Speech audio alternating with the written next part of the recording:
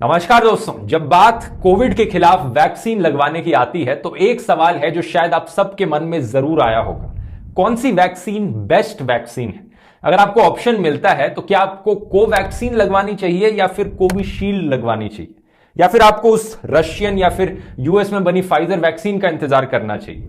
इनमें से कौन सी वैक्सीन के साइड इफेक्ट्स सबसे कम है? तो आपके जो भी सवाल और डाउट्स हैं वैक्सीन को लेकर मैं इस वीडियो में क्लियर करना चाहूंगा। इस वीडियो में मैंने इंटरव्यू लिया है famous virologist doctor Gagandeep Kang का, और ये वीडियो बनाया है मैंने in collaboration with PharmEasy, उनकी campaign PharmEasy Covid free India के लिए। ये पूरी कोशिश कर रहे हैं कोविड वैक्सीन और इसी से ही रिलेटेड चीजों के बारे में अवेयरनेस रेस करने के लिए। आप इनके इंस्टाग्राम पर इन्हें फॉलो कर सकते हैं या फिर इनकी ऐप भी डाउनलोड कर सकते हैं वैक्सीनेशन और कोविड रिलेटेड इंफॉर्मेशन के बारे में बेटर आइडिया पाने के लिए। ये वैसे एक बहुत ही बढ़िया ऑनलाइन मेडिकल प्लेटफॉर्म है जहां पर आप मेडिसिन ऑर्डर करवा सकते हैं ऑनलाइन और डायग्नोस्टिक टेस्ट भी बुक करवा सकते हैं। शुरुआत करते हैं साइड इफेक्ट्स के सवाल से। किस टाइप के साइड इफेक्ट सबसे कॉमनली देखने को मिलते हैं? जब हम कोई भी इंजेक्शन लेते हैं तो जहाँ पे इंजेक्शन दिया गया है वहां पे दर्द होती है, थोड़ी सी सूजन हो जाती है। ये लोकल साइड इफेक्ट्स कहते हैं। और दूसरे साइड इफेक्ट्स होते हैं सिस्टेमिक साइड इफेक्ट्स, और इनमें ऐसा होता है कि बुखार हो सकता है, सिर दर्द हो सकती है, बहुत लोग थके हुए लगते हैं। ऐसा एक दो दिन के लिए रहता है, उसके बाद लोग ठीक हो जाते हैं। फाइजर और मोडर्ना की mRNA वैक्सीन में साइड इफेक्ट्स पहले डोज के साथ कम रहते हैं और दूसरे डोज के साथ ज्यादा रहते हैं। जो एस्ट्राजेनेका की वैक्सीन है उसमें साइड इफेक्ट ज्यादा होते हैं फर्स्ट डोज के साथ, और सेकेंड डोज के साथ कम होते हैं। ये सब कॉमन साइड इफेक्ट्स हैं, और कुछ रेयर साइड इफेक्ट्स सभी वैक्सीन के भी होते हैं।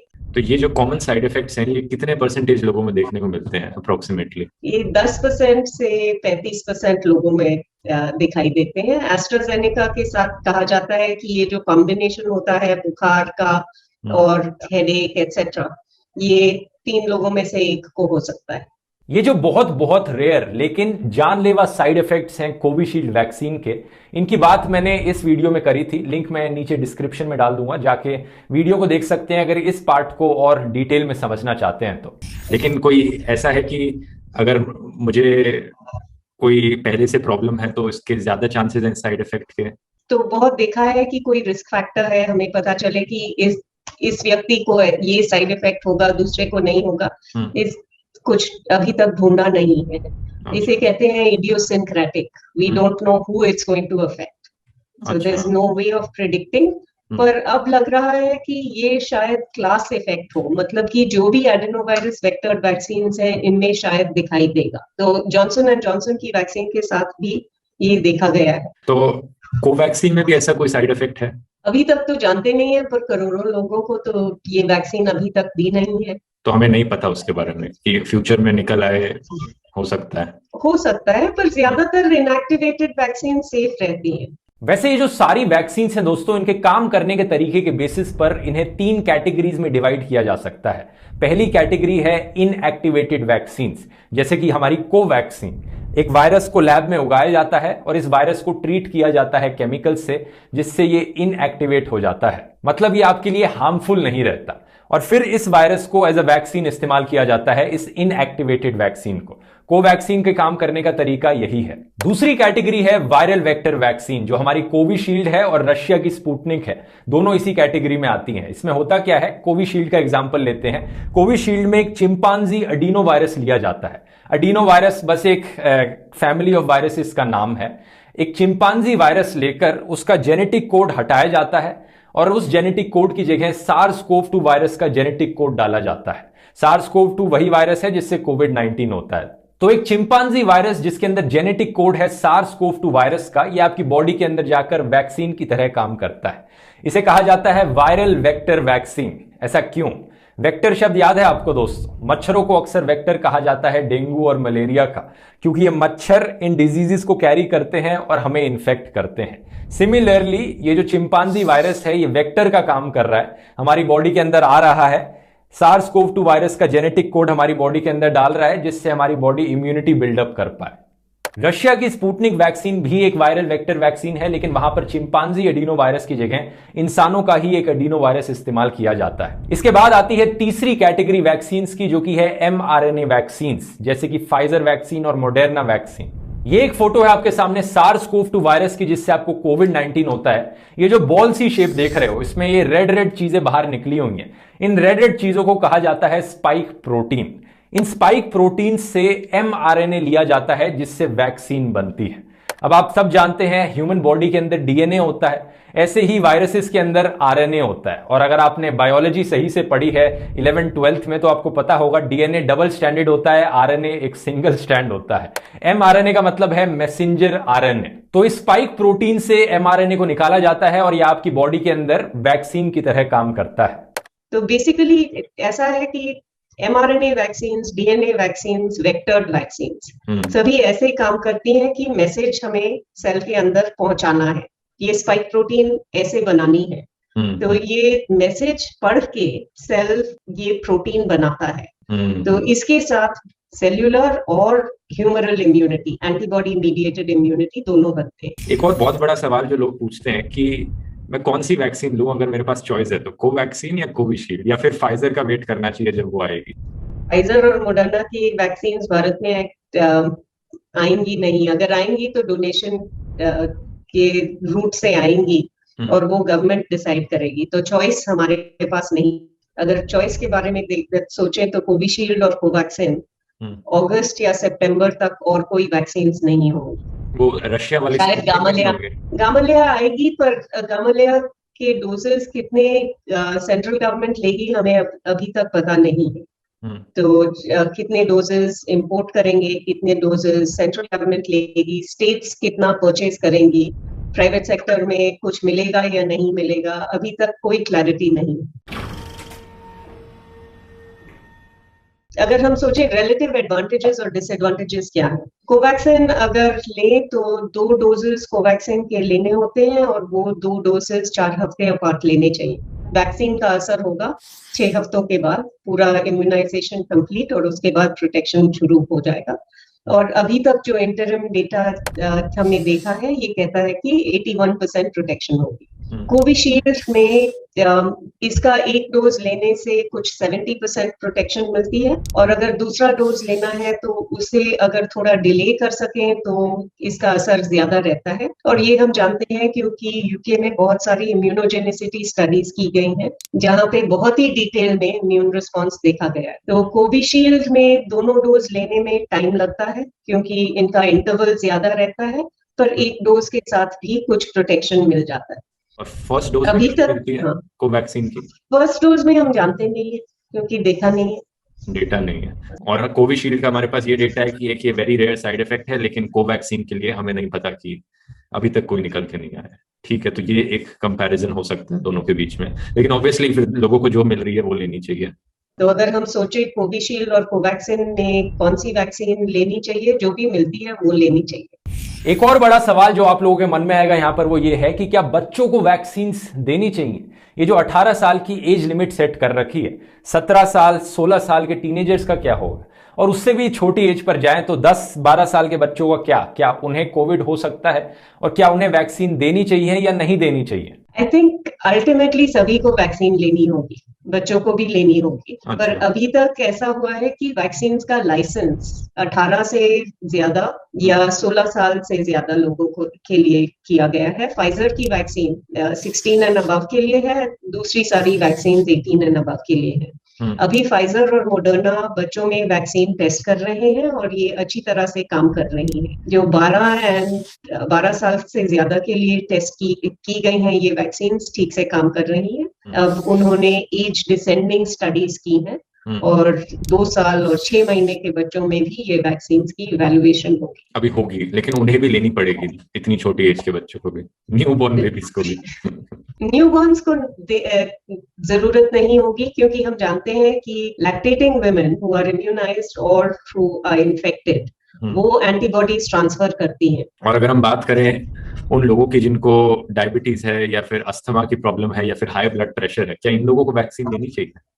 सभी को वैक्सीन लेनी चाहिए। वैक्सीन नहीं लेने की एक ही कॉन्ट्रा इंडिकेशन है कि अगर आपने पहला डोज लिया है और उस डोज के बाद कोई रिएक्शन हुई है तब दूसरा डोज नहीं लेना चाहिए। रिएक्शन कुड बी एनाफिलैक्सिस या क्लॉटिंग अगर हो गई या कुछ भी हो गया जो आप वैक्सीन के साथ रिलेट कर सकते हैं, तब इस वैक्सीन का दूसरा डोज नहीं लेना चाहिए। लेकिन इन जनरल अगर लोगों को कोई और प्रॉब्लम है ये सारी, तो वैक्सीन लेने से ऐसा नहीं होगा कि और कोई साइड इफेक्ट आएंगे या उनके लिए बुरा होगा? नहीं, तो जिन लोगों का ट्रांसप्लांट हुआ है, जिन लोगों को आर्थराइटिस है, ऑटो इम्यून डिजीज है, जिनको कीमोथेरेपी चल रही है या कीमोथेरेपी हो गई है, सभी को वैक्सीन लेनी चाहिए। हमें ये याद रखना चाहिए कि जिन लोगों को इम्यूनो कॉम्प्रोमाइज है, जैसे कि जिन लोगों का कीमोथेरेपी हुआ है, जिन लोगों को लॉन्ग टर्म स्टीरॉइड्स की ट्रीटमेंट चल रही है, उनमें बहुत ही केयरफुल होना होगा क्योंकि उनका इम्यून रिस्पॉन्स सही नहीं रहेगा। अगर वैक्सीन ले लें तो कुछ प्रोटेक्शन होगी पर उनमें कम होगी। ठीक है। और एक न्यूज फैली थी कि जो औरतें मेंस्ट्रुअल साइकिल से गुजर रही हैं उन्हें नहीं लेनी चाहिए वैक्सीन। बिल्कुल लेनी चाहिए। और प्रेग्नेंट औरतों को? जब वैक्सीन पहले restricted use, emergency use authorization के साथ लाइसेंस हुई थी, उस वक्त कहा गया था कि प्रेग्नेंट औरतों और जो दूध पिला रही हैं उनको वैक्सीन नहीं देनी चाहिए क्योंकि ये वैक्सीन इनमें टेस्ट नहीं हुई है। अच्छा। फिर उसके बाद सीडीसी के लोग थे, उन्होंने गाइडेंस दिया है कि अगर आप हेल्थ केयर वर्कर हैं और आप प्रेग्नेंट हैं तो ये आपको डिस्कस करना चाहिए अपने हेल्थ केयर प्रोवाइडर के साथ और फिर देखना चाहिए अगर आप वैक्सीन लेना मांगते हैं या नहीं। अच्छा। और आज हमारे पास डेटा है फाइजर और मोडर्ना की वैक्सीन के साथ और एस्ट्राजेनेका का आएगा सुन कि ये वैक्सीन 35,000 प्रेग्नेंट वुमेन को दी गई हैं और अभी तक कोई साइड इफेक्ट्स नहीं देखे गए। तो ठीक है, यानी वो भी ठीक है प्रेग्नेंट वुमेन के लिए लेना। जो डेटा अभी तक हमारे पास है कि जिन लेडीज ने ये वैक्सीन सेकेंड ट्राइमेस्टर और थर्ड ट्राइमेस्टर में लिया था उनकी डिलीवरीज हो गई हैं, कोई प्रॉब्लम नहीं है। जिन्होंने वैक्सीनेशन फर्स्ट ट्राइमेस्टर में लिया था अभी तक उनके बच्चे अभी तक नहीं पैदा हुए। अच्छा, true. But there's no reason to worry about that. Should be okay. और जो नया स्ट्रेन आ रहा है, इतने सारे नए स्ट्रेन आ रहे हैं कहीं साउथ अफ्रीका, यूके में, इंडिया में, तो क्या ये सारी वैक्सीन इन सारे नए स्ट्रेन के खिलाफ काम करेंगी? तो अभी तक जो हमने देखा है कि यूके स्ट्रेन बहुत ही ट्रांसमिसिबल स्ट्रेन है पर सारी वैक्सीन काम कर रही हैं। जब ये वैक्सीन बहुत ब्रॉड स्केल पे इस्तेमाल होगी तब हमें पता चलेगा, पर अभी तक तो लग रहा है कि वैक्सीन काम कर रही हैं। इजराइल से डेटा आया है, इजराइल में फाइजर वैक्सीन इस्तेमाल हो रही है और फाइजर वैक्सीन के साथ एक डोज देने में प्रोटेक्शन नहीं रहती है, पर 2 डोज देने के बाद 2 हफ्ते बाद कोई साउथ अफ्रीकन स्ट्रेन की इन्फेक्शंस नहीं दिख रही है। मेरा अगला सवाल यही होने वाला था कि क्या होगा अगर हम सिर्फ एक ही डोज लें वैक्सीन की, दूसरी डोज मिल ही ना पाए क्योंकि इतनी शॉर्टेज हो रही है। तो इंतजार कीजिए।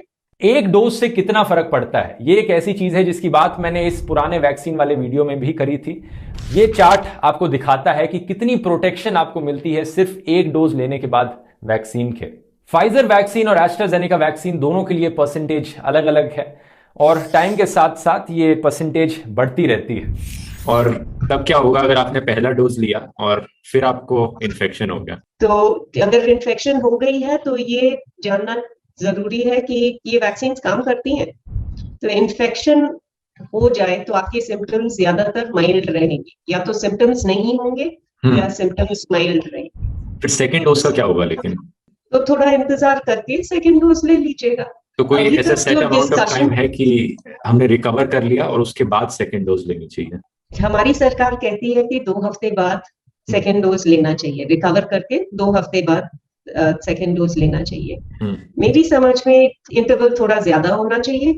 कोवैक्सीन के लिए 4 हफ्ते इंतजार करना चाहिए और कोविशील्ड के लिए 8 से 12 हफ्ते इंतजार करना चाहिए। मैं ये कह रही हूँ क्योंकि अगर इम्यून रिस्पॉन्स ज्यादा से ज्यादा चाहिए तब ये गैप देना जरूरी है। अगर इन्फेक्शन हुई है और आपने वैक्सीन ले ली है, it should have no effect. अगर आपने टेस्ट कराया है, आप पॉजिटिव हैं और आपकी वैक्सीन की अपॉइंटमेंट है, तो थोड़ा इंतजार करके वैक्सीन लीजिएगा। 4 हफ्ते कम से कम इंतजार कीजिए, उसके बाद वैक्सीन ले लीजिएगा। WHO का रिकमेंडेशन है कि अगर शॉर्टेज है वैक्सीन की तो आप 6 महीने इंतजार भी कर सकते हैं, क्योंकि एक इन्फेक्शन का राउंड आपको 6-7 महीने प्रोटेक्शन देता है, अबाउट 80% प्रोटेक्शन। अगर किसी को ऑलरेडी कोविड हो रखा है और वो रिकवर कर रखे हैं तो उनकी इम्यूनिटी ज्यादा अच्छी होगी या फिर किसी ने जो वैक्सीन ली है उनकी ज्यादा अच्छी होगी? मेरी समझ में अगर इन्फेक्शन हुई है और वैक्सीन ली है then that is the best protection, the combination. And शायद आपको सेकेंड डोज की जरूरत भी ना पड़े, पर अभी तक ये हम नहीं जानते। तो हम ये जानते हैं कि अगर आपको इन्फेक्शन हुई है, आपने एंटीबॉडीज बनाई है, आपको वैक्सीन का पहला डोज दिया जाए तो थोड़ी सी बूस्टिंग होती है एंटीबॉडीज में, पर दूसरा डोज जब दिया जाता है तो और बूस्टिंग नहीं रहती है, एक प्लेटोइंग इफेक्ट हो जाता है। हाँ हाँ, और फिर वो दूसरा डोज यूजलेस है लेकिन कोई नेगेटिव इफेक्ट भी नहीं है उसका। उम्मीद करता हूं दोस्तों आपके वैक्सीन को लेकर सारे डाउट्स क्लियर हो गए होंगे इस वीडियो में। अगर नहीं हुए आप फिर भी मुझसे पूछ सकते हैं मेरी स्मार्टफोन ऐप पे लिखकर, इसका लिंक मैं नीचे डिस्क्रिप्शन में डाल दूंगा, गूगल प्ले, ऐप स्टोर दोनों पे अवेलेबल है। वहां पर भी आपने सवाल पूछे थे इस वीडियो को बनाने से पहले जिनको मैंने इस वीडियो में इस्तेमाल किया है। मैं एक बार फिर बताना चाहूंगा कि इस वीडियो के लिए मैंने फार्म इजी के साथ कोलैबोरेट किया है for their campaign PharmEasy Covid free India. तो फार्म इजी को आप इंस्टाग्राम पर फॉलो कर सकते हैं, लिंक नीचे डिस्क्रिप्शन में मिल जाएगा और इंफॉर्मेशन के लिए। और दूसरा, सुरक्षित रहिए, सेफ रहिए जब तक आपकी वैक्सीन लगवाने की बारी नहीं आती। मिलते हैं अगले वीडियो में दोस्तों, धन्यवाद।